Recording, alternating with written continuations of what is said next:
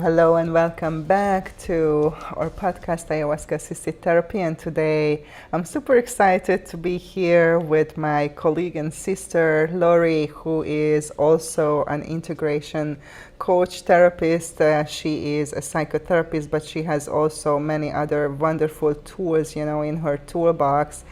And we were connecting a little bit, and definitely we had a lot of common things and a lot of things to talk about, so we are like continuing that conversation, but focusing on obviously this work, what we are doing, and how we are supporting, the work of the plants, or the plants are supporting our work. I'm not sure, which way, but anyway. Welcome to the podcast. Thank you so much for saying yes to this invitation. And let's start with just say anything about yourself. Just introduce yourself. What you think is important that people know about you. Thank you. Well, it's such a pleasure to be here with you, Nina, and I'm so glad to have a chance to get to know you better through this experience, because I feel like our work is very similar and there's a lot of exchange of information and ideas and how we're working with people that I really appreciate.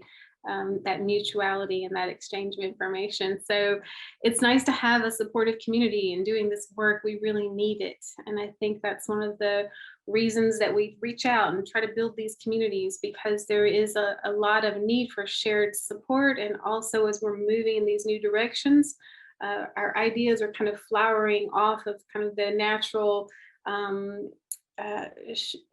catalyzing function of being in a group and being in a community where we're thinking together collectively, and we're furthering the collective agenda through these transformations that we're helping people to integrate into their lives. So there's so much of a beauty in this moment to be part of psychedelic psychotherapy, and just to be a therapist too, I feel like is a unique blessing in this moment, because we have a lot more movement, we have a lot more freedom to be more expressive and to think in new directions about the ideas that define us and the worlds that we live in. So we have the opportunity to create reality in our reflection, in terms of what we see as the most salient direction to move into. So we're starting to really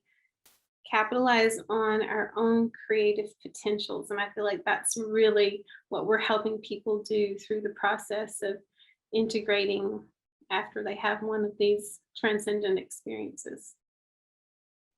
Definitely. Thank you for saying all of that. So what brought you into therapy the first place, and then to the plants, eventually? Because a lot of people, like I am myself too, but a lot of people I talk to, we have this like wounded healer archetype, and that's how you end up. So how was your journey to become a therapist the first place, and then bringing the plants into your practice, and what was your reason kind of to go into this direction? Well, I feel like everything that I'm expressing right now kind of chose me, and I am just following through with that and saying yes to the choice that was made for me probably very long ago. And I think you resonate with that. I can tell, like it's a shared feeling. And when we think about this concept of wounded healer, I've heard it for many years, but I've recently started thinking that's kind of describes all of us. Each and every person, we're wounded, and we have our events, circumstances, traumas, challenges, things that are terribly hard to overcome. And each and every one of us goes through a series of struggles throughout the course of our lifetime, where that's what we're focused on resolving, or trying to find some meaning from those experiences, because sometimes they're deeply painful, and sometimes that dark night of the soul lasts for a very long time. It can even last decades for some people. So we're in this kind of collective evolutionary cycle where we're transcending these emotions, we're transcending these challenges, much like you would think of. I do that motion because that's like in waves.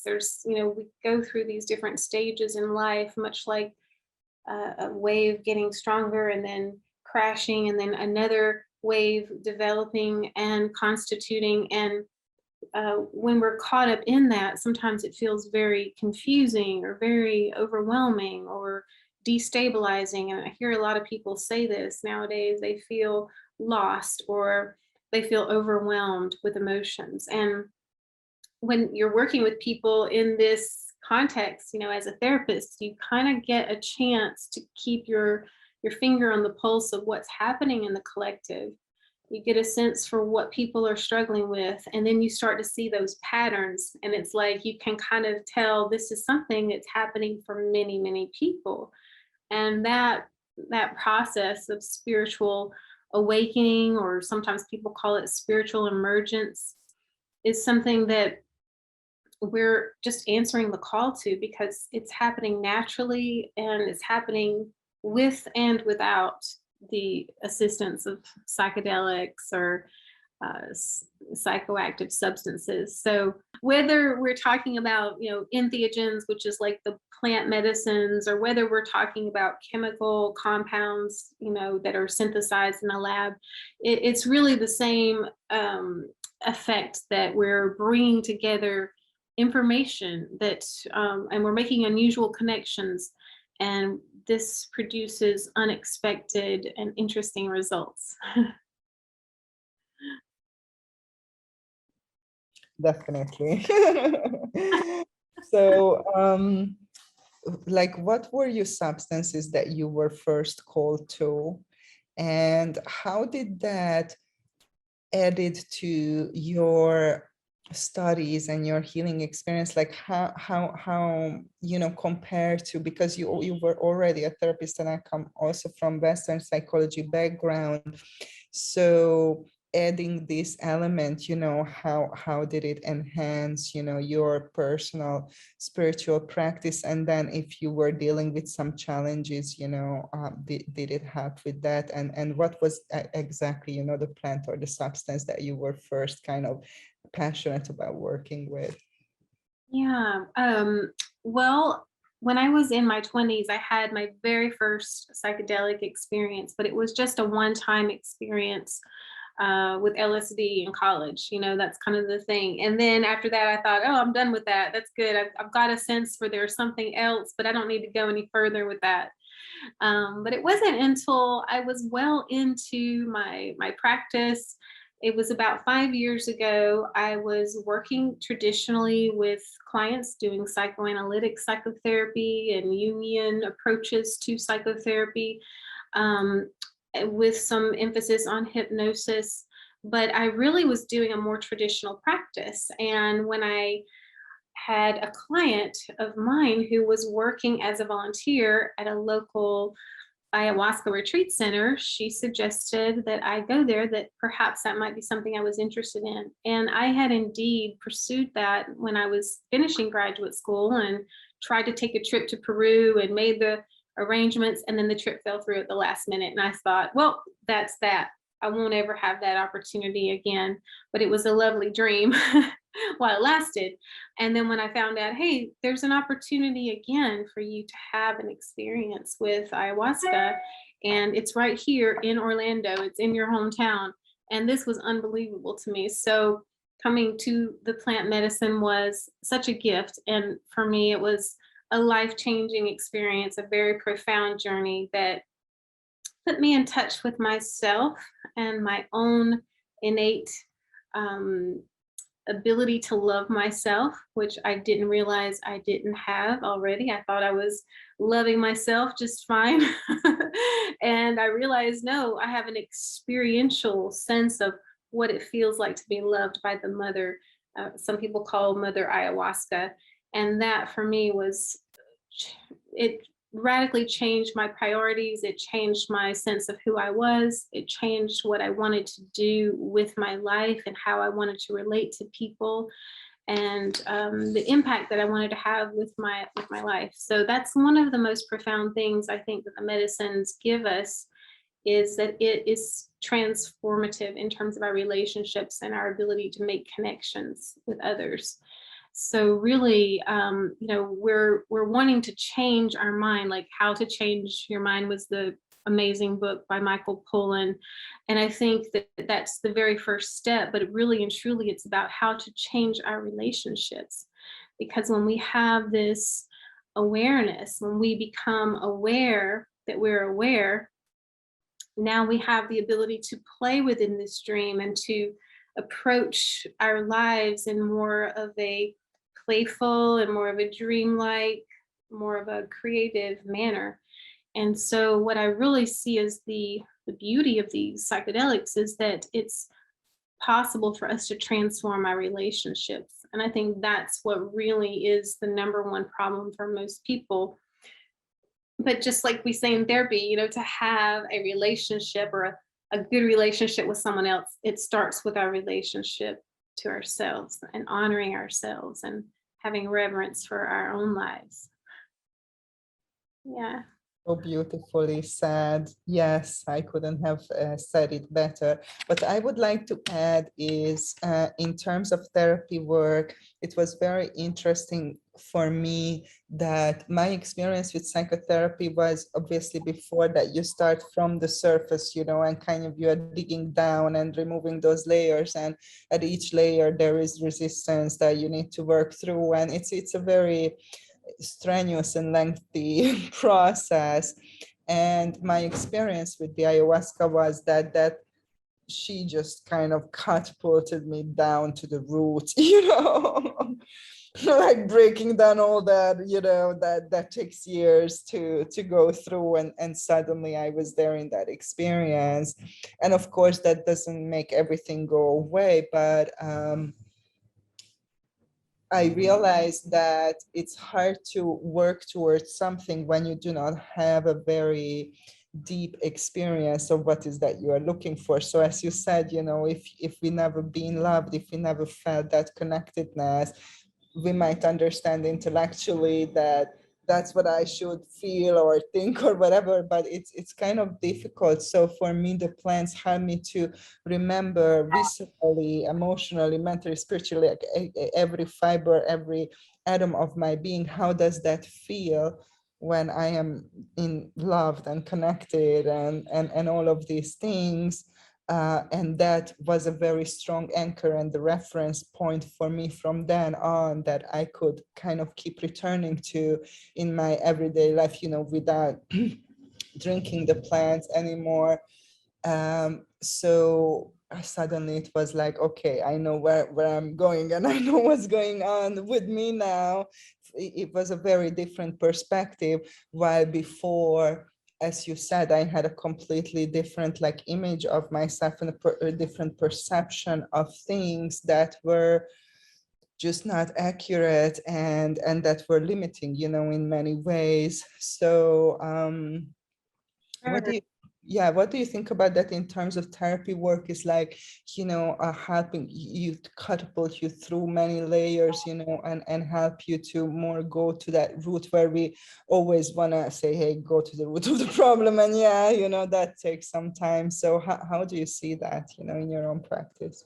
Yeah, it's getting to the source or the origination point from which all of these hurts and pains came from. And a lot of the work that we do in preparation for a psychedelic journey might be working through the personal trauma. That's kind of an important piece, preparation work in understanding our past as the personal history, maybe the narrative that we tell ourselves, and putting a little space and distance between ourselves and this story of our own life, kind of the narrative that we've experienced. And I think the beauty of this is being able to kind of realize that our story is important. It was important. It was part of our development. It's what's made us who we are. And these challenges or hurts or pains had to be ours. They're intricately, or they're designed so particularly for us, for our awakening, for our development, and sometimes excruciatingly so. But knowing that we can alchemize that, there's a way for us to metabolize that pain, and then to be able to truly move past this narrative story being the defining feature of our lives, and to put it in its proper place so that it is part of us, but it's not the end of the story. We don't have to drag it around through life with us. So to your point, there's this, shedding that we have to kind of slough off. We have to let go of things that happened and that aren't really with us anymore. And there's a lot of times there's sentimentality. Sometimes there's respect for the past. There's, respect for the people that populate our lives who we're always still wanting to honor in certain ways. And sometimes we keep the past traumas with us because we think that's honoring the people that we experience those with. So there's, but this need for shedding is the same thing with, plants, or, the snake sheds the skin. And so we do have to transcend these tendencies and ways of being. And we're always looking at in careful detail to see, are there any remnants left of those particular grooves that we get into? And sometimes something will resurface like an old pattern, and we kind of find ourselves falling into that groove. But I think the beauty of these plants and these medicines, and hopefully we can talk about some of the other ways that we can transcend these grooves with and without psychedelics, is how we're trying to remain fresh and to renew ourselves in the psychic domain, in the way that our minds work and the way that consciousness is unfolding for us. And I think there's a chance to do that in a very intentional way. And all of these modalities are here as tools for us to learn how to do that more efficiently, or maybe more fun, or we're here to explore and to be creative and to really have fun in learning more about ourselves through all of these different healing techniques, whether it's somatic therapy or transpersonal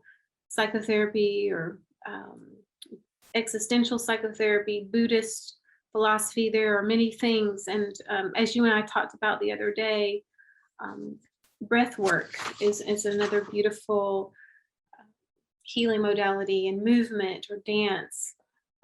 So there's a lot of things that we can draw from once we realize what we're doing, what our goal is, what is our intention with using these modalities. Yes, and we're gonna definitely talk about that and share some of our favorite tools with you guys as always. So I know that, obviously we connected through the ayahuasca, and I often feel that there is an invisible connection between the people who work with this plant, because so many times I experienced really connecting with people so fast on such a deep level, who are kind of following, the same kind of path or journey. So, but I also know, because you are in the United States, there is a somewhat limited the legal use of this substance, even though if you use it as a sacrament in a church, you can use it, but from a perspective of insurance and therapy. So I'm not sure, do you do like ayahuasca integration in your practice, like that's something that is official, or do you work with other substances like you mentioned MDMA, for example, in your professional practice? And what are kind of the main reasons why people looking for psychedelic therapy, at least the people who come to you? What is your observation?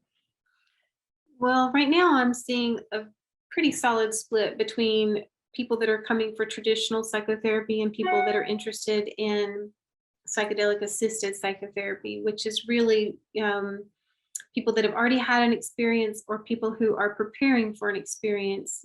But a lot of people who are just interested in traditional therapy are knowledgeable about these things and are asking about these things. So there's a pretty good balance, I think, between people that are wanting that. But as I mentioned before, I think there's a lot of people having spiritual awakenings right now that I'm talking to people right now through one of the platforms that I do therapy on, and I get to speak to people all throughout the world. And it's really amazing how many people are speaking of spiritual emergence, sometimes spiritual crisis, because they're having feelings they've never had before, or they're suddenly aware of their maybe how they're functioning in their family unit, or they're more aware of how their emotions are following into some unhealthy patterns. So I feel like we're becoming a little more sophisticated just naturally in terms of, psychologically sophisticated of how we relate to ourselves, to the world, to each other. And it seems like it's very much connected to our understanding of this concept of unified consciousness, that the whole entire planet is alive, and that we are connected as much with the animals and with the trees as they are with us, and we're part of this natural world. And as we really as that idea really settles in, we start to see that the plants and the trees are here for us to learn from, and we're having this kind of symbiotic relationship. um, so I feel like there's a lot of people wanting this experience. They want to go deeper. They want to take the deep dive into the unconscious, and they want to willingly step into those alchemical fires of transformation. And, to that, I say, let's do it. We're on. As far as, what we can do where we are, each, person is in a different situation. In Florida here, we have very few things that are legal, and we have to work within the parameters of what we have accessible to us. And here we have ketamine, we have medical marijuana, and we have ayahuasca churches that operate under the separation of church and state. There will be a lot more of these types of substances in the near future. And as you mentioned, MDMA is probably going to be the first, and then psilocybin, which is the magic mushrooms, will be next. But until then, we have to either travel or go places where we can access these substances safely, and make sure that we know what we're getting is a quality substance. Yes, we are excited about the psychedelic renaissance and decommissioning these amazing plants, obviously. So, do you have like a setup program? I'm just asking because people know that I do a specific setting, that I do prep and integration work. What I'm curious about is, like, how long do you work with people? So if somebody comes and says, I'm preparing for an ayahuasca ceremony and I want to do prep with you, and then I want to do integration, like, how long do you recommend, or do you personally do prep work with people, especially for the ayahuasca? And then in terms of the integration as well, how long do you have that client in the therapeutic, and what is success for you when you say, okay, good to go, that was a successful, work and journey and everything? Yes. Well, I think for me, if someone comes back from a journey like that and they can say, I feel like I am more in balance, or I'm more in alignment with my true self, or to be able to have a sense of being more authentic in their personal life and more transparent with themselves and with others.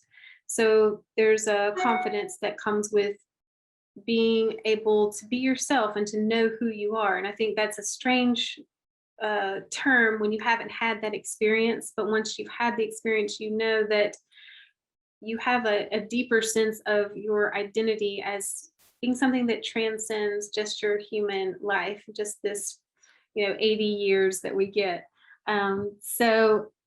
I think that when we can express all of the facets to our personhood, and really become more united and more whole in terms of how we understand ourselves to be, so that we're not living in this duality of necessarily human and celestial. We're working in non-duality.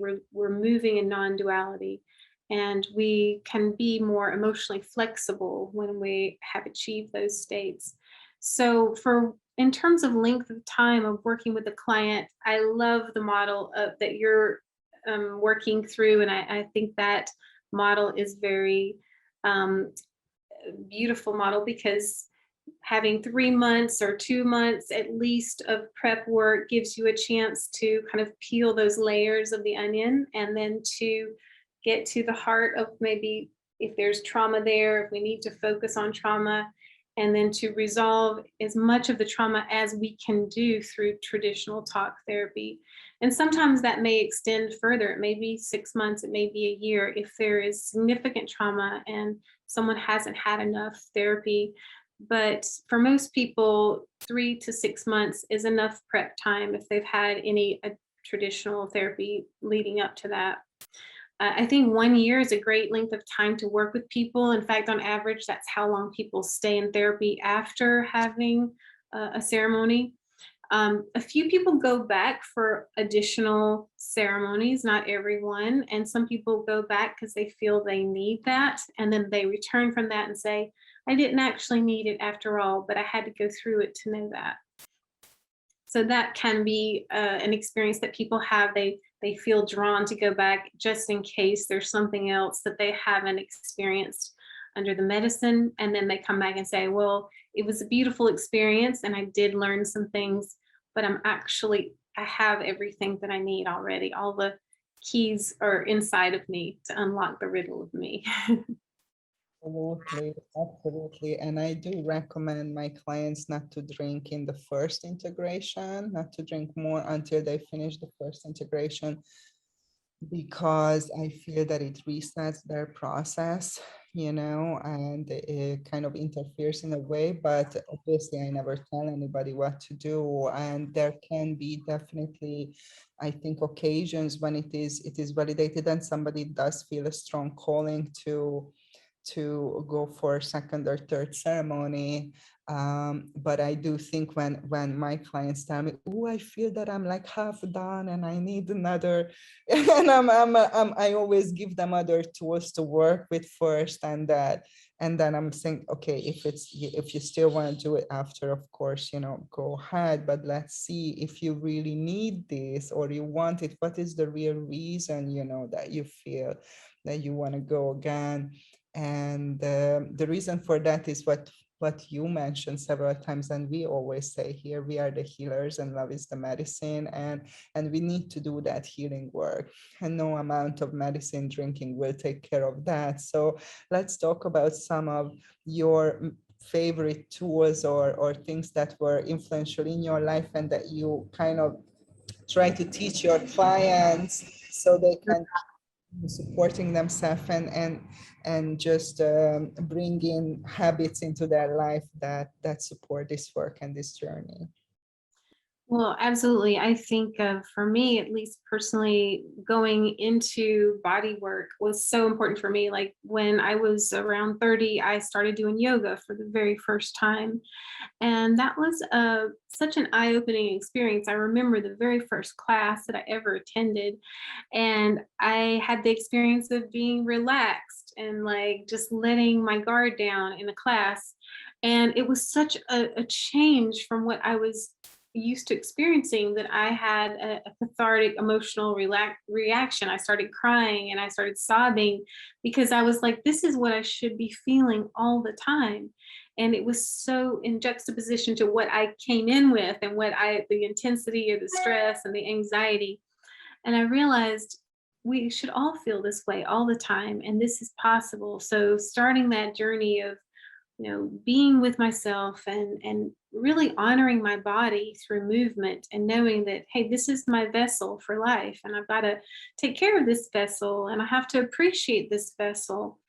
And I think that's one of the things that the psychedelics really highlights for all of us, is that our lives are sacred, and our bodies are the vehicle through which we traverse this lifetime. And so we have, I feel that we are fortunate to be able to have this awareness so that we can honor and be reverent to ourselves. And that creates the precondition for all of the other relationships that we have in our lives. When we're reverent to ourselves, we're reverent to the planet. When we're reverent to ourselves, we're reverent to our children and to each other.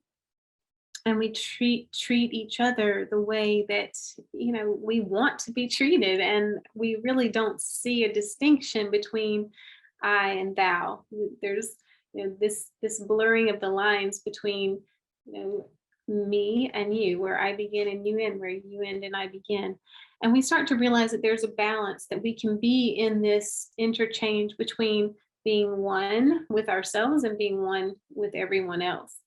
So this unity consciousness, I think, is what sets the stage for looking at life from a different lens of experience. And it starts with the body. It starts with being grounded in your body.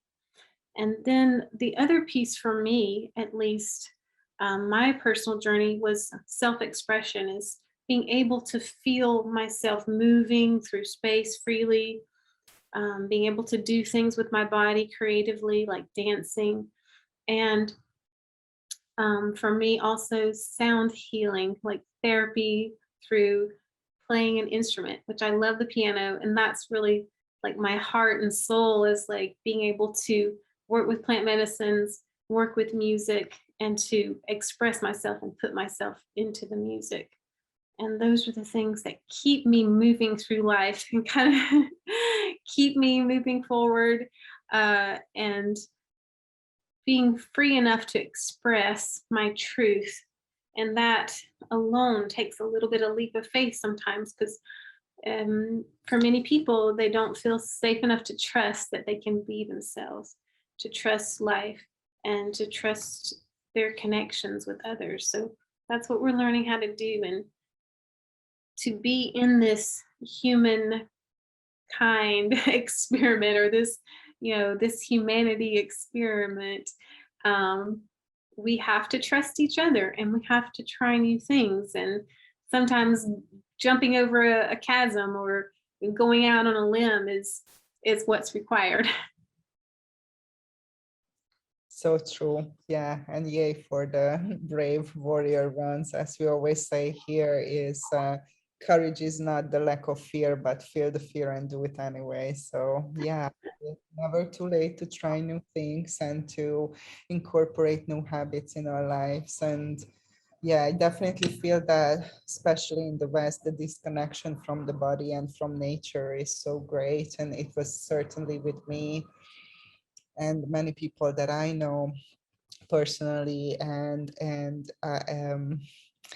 I have this feeling, as the mother ayahuasca is the wine and the root and everything. I feel my being grounded and rooted and reconnected to the physical body and the earth itself. So definitely feeling that this is the container of my soul and spirit, and this is that vehicle. And I look at it that before, my relationship with my body was more like an enemy. I think a lot of women can probably relate to that, maybe men too, mostly women, I guess.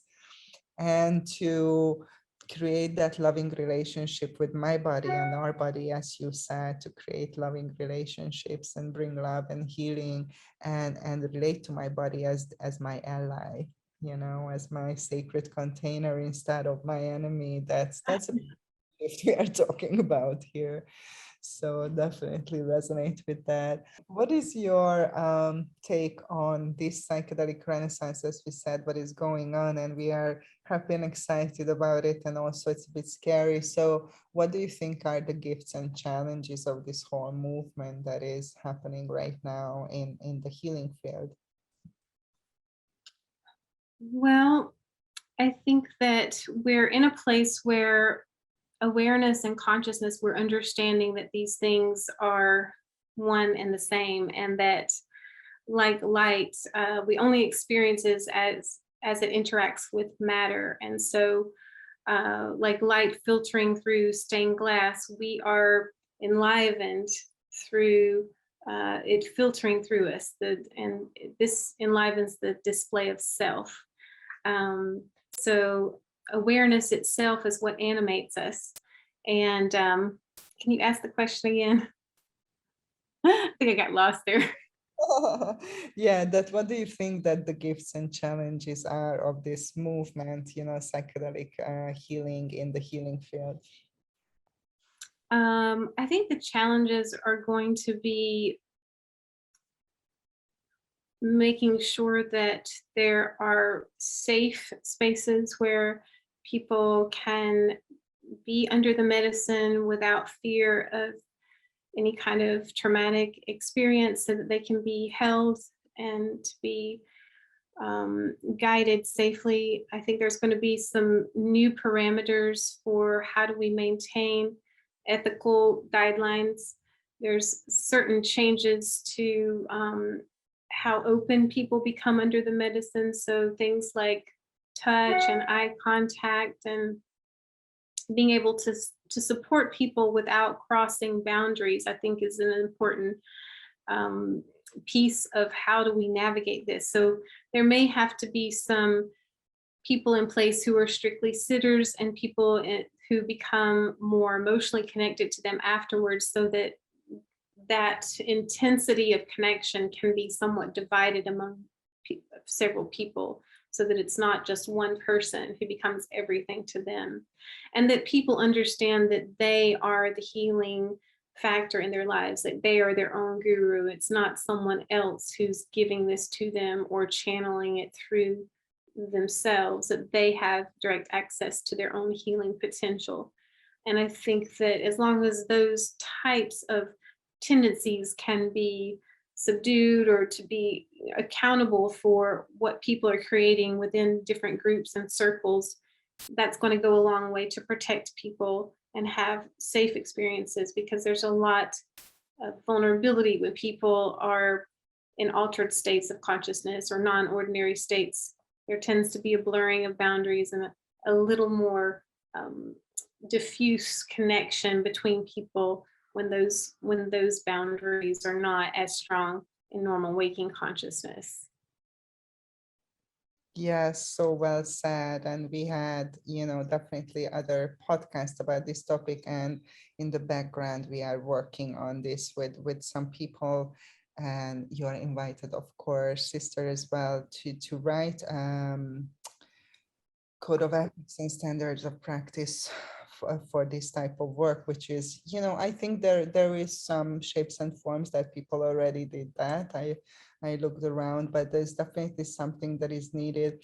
I think it's okay, like it's just emerging. So it's always like that. First things just happen and then they become somewhat regulated or a framework. And obviously, um, there is a lot of positive things and gifts, as we mentioned as well, but we just need to be aware that this is not a magic pill, and we need to be discerning and take responsibility for our actions and everything that is happening to us. So yeah, definitely good to point this out. So what would be your vision for the future of medicine, especially like mental emotional health? Like what is that you would love to see, like? I think as far as what I would like to see, I think having access to medicines, whether they're plant-based medicines, whether they're chemical compounds, having a safe place where people can access that and know that they're getting the quality that they need from the substances that they're willing to go towards. I think clinics are sometimes very Spartan and sometimes not as personable and maybe a little uh, less inviting, but I think that there's a way to make that much more comfortable for people. And I think that if people start going to clinics, it might become more of a normalized thing. But I do love the more organic ceremonial spaces that are created, because then you have the opportunity to interact with nature and to ground yourself in the connection with the earth and the ground and the trees and the plants. And I feel like that type of setting helps us to really remain in connection and stay in alignment with the law of nature. And I think that's what we really need to experience from the inside out, to be able to radically be transformed, and to not think these things are supplementing psychotropic medications, or if that this is something like similar to that. It's so far removed from that that we don't want any suggestion that this is just another new pill that you can order up or that you can get a prescription for. This is radically different, and this involves your own commitment to your self-healing and your awareness that you're part of the solution for yourself and for the collective. So it's a planetary movement. It's not just getting another pill and getting a refill and going to, but I mean, psychiatrists are very much embracing of this, and I think there's a lot of support with all the clinical trials. There's a lot of indications that neuropsychologists are on board with this. And so we're looking at entheogens as being just another type of supplement, or like a vitamin, and a way to augment our capabilities and our spiritual and emotional and psychological abilities. Yes. What would you say to somebody who is preparing for their first ayahuasca journey, and they're thinking, oh, I'm really cold and I don't know what to do this or not? What would be kind of your most important message that you can give to somebody who is just about to head into this journey?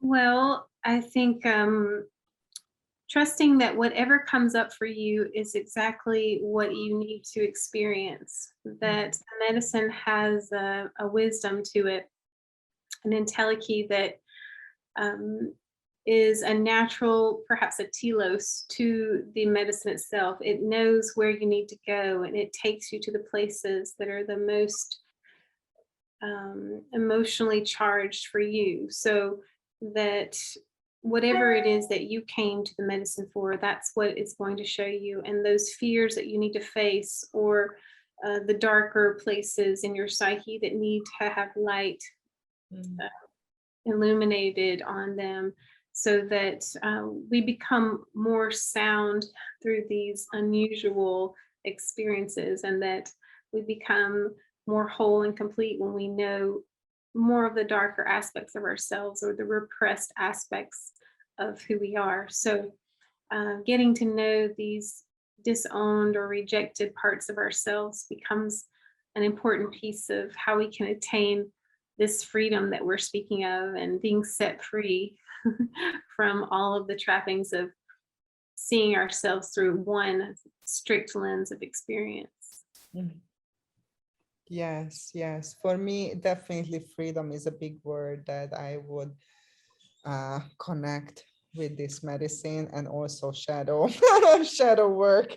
That would be definitely the other big word.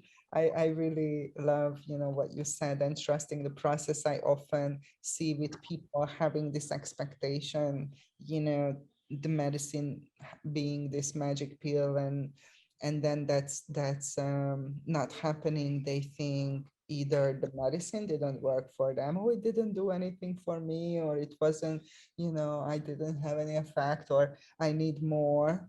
Or they will, just say that something else it was something else's fault, that it didn't work, that they are not they didn't get what they were asking for. So just reminding people that, especially with this medicine, things get worse before they get better. That's just very normal part of the journey. So not having that expectation that everything will be perfect after your ceremony or your retreat, I think would be very helpful for people, that because then they save that disappointment and that blame, that normally comes with that. And as And you things said, fall apart so that they can fall back together in a new way. So there is a period where people feel a little shattered, or perhaps they feel a little bit like they're not all together themselves. And those periods can be very destabilizing and very distressing for many people. And that's when they need that kind of support or a witness for their process, someone to hold their hand or just to at least be like a friend, a spiritual friend or a guide while they're understanding and re-understanding their world and kind of revisioning their place in it. So that is part of the sacred journey that we walk with them, and that's a beautiful aspect to be able to witness that and to watch people as they're in their transformation. And for them, sometimes it's scary and it's horrific, and it may not feel like a beautiful process when you're in it, but then once you complete that phase or that cycle, then everything does start to make sense. And then they have the understanding of why they had to struggle or why that had to be so profoundly intense or excruciating or painful. But again, when you're in it, it's as if everything matters. It all feels real. It all feels threatening in some way. And until you go through that little process and out the other side, if you will, then you have that appreciation for where you've been and why you had to go through that in detail.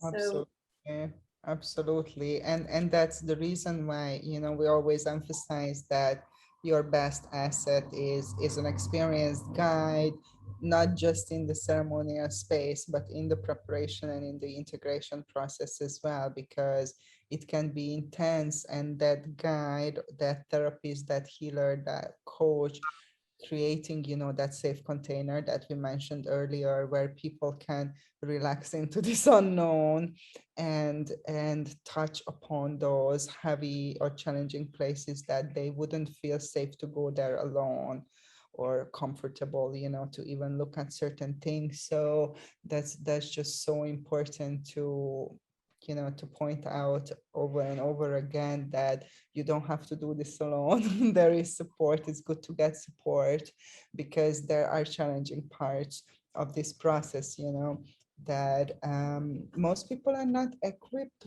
for, as you learned many years in school, to have all this knowledge, and that's what your professional therapists and healer, like there is people who are professionals in plumbing and other things, right? Construction, and it's not, I think like nowadays is better, that is not so much stigma like in the past when people go to a therapist, but I think that still some people think that it's a sign of weakness, or meaning that they're not good enough or they are a failure. But I really want to say that actually I think it's the opposite is the wisest thing that you can do to yourself and for yourself when you are going through such a deep and transformational experience. yes, it does take some humility to say, hey, I've tried on my own and I can't figure all this out, and I might need a little bit of support, or I may need some new information or some new energy to help process this. And I think that need to reach out is what keeps our connection between each other strong. It's like if we could do it all on our own, we might stay encapsulated in our own little individual worlds and silos. We truly need each other, and so we have to humble ourselves and reach out and say, hey, I am needing support. And to survive that, to survive the need and feeling the need and having someone else witness our need, sometimes for many people that feels so threatening that they feel they're going to be annihilated by that, that is so intimidating or overwhelming or just like impossible to imagine. How could they live through something like that? So what we're trying to do is show people, hey, it's normal to be human. It's okay. It's natural to mess up. It's okay to have missteps. It's okay to not be perfect. And I think that's what we're learning how to survive together. It's like none of us are perfect. Can we live with that if we can acknowledge it and say, hey, maybe together we'll work more quickly, more effectively, and we'll share the wisdom that each one of us has. We'll kind of put together our collective wisdom. And I believe it we all have some corner of the sky or some little piece of that puzzle. And together, when we put our pieces together, we see the bigger picture, but not until. Mm. Yes, the bigger picture. Definitely. Thank you so much for sharing your pearls of wisdom and being here with us today. Is there some offerings that you would like to share with your audience? What are you up to? Where can people find you? And we're gonna put in the description all of your contact information, but whatever you would like to share now, this is the moment. Okay. Well, right now I'm working on doing some writing, and I'm also working on putting together events for the Orlando Psychedelic Society. We have a new space that we just obtained, and it's called Sacred Space Orlando. So we're going to be having some beautiful musical events there. So if you want to go on the website, orlandopsychedelicsociety.org. My site, it's my name, Dr. Laurie Maddox. .org, I believe, and I'm just looking to get together with people and to like be able to celebrate being out now that we're not stuck in our houses anymore, that we can celebrate togetherness and really start to build that beautiful community. And it doesn't have to be in person, but I do love having in-person events. But I do feel that we're all connecting throughout the world. And what this, recently I've been learning is that we were so desirous of that connection. And even more than ever, we're aware how much we need it for our lives. So, yeah, thank you. Thanks for letting I hope, yeah, but that we can connect soon in person as well, because I made so many cool connections the last 2 years, like online. So it's funny to when you meet somebody in person and you have a different image, in your head. Yes, we're gonna share all your links, sister, and connect with Laurie if you resonate with her and her work. And yeah, join us on Clubhouse every second Tuesday. So next Tuesday we're gonna be on. It's 5 o'clock EST.